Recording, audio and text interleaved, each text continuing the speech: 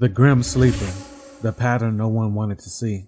For more than 20 years, women were being murdered in the same Los Angeles neighborhood, and the pattern was there the entire time. But no one connected the dots until it was too late. The victims, mostly black women living in South Los Angeles. Many were mothers, daughters, sisters. Some were struggling from addiction or poverty. Others just simply vulnerable because who they were and where they lived. Their deaths were often dismissed and isolated crimes. But over time, a pattern quietly emerged.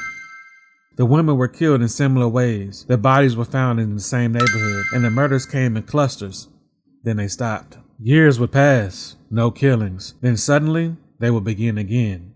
That stop, then start rhythm gave the killer the name, the Grim Sleeper.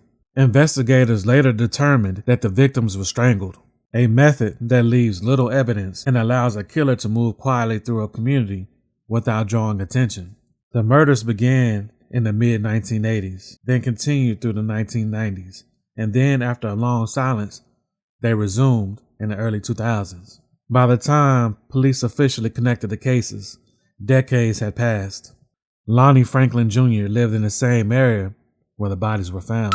He worked as a mechanic, raised children, hosted neighborhood gatherings. He wasn't hiding in the shadows. He was hiding in routine.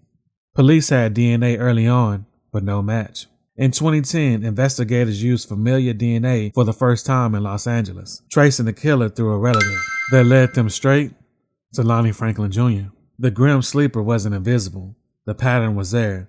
The victims were there. And the most disturbing question remains: how many lives could have been saved if the pattern had been taken seriously sooner? In 2016, Lonnie Franklin Jr. was found guilty of multiple counts of murder and attempted murder. He was sentenced to death, a conviction that confirmed what the community had feared for decades. Franklin died in prison in 2020 before he could ever explain why or how many lives were truly lost.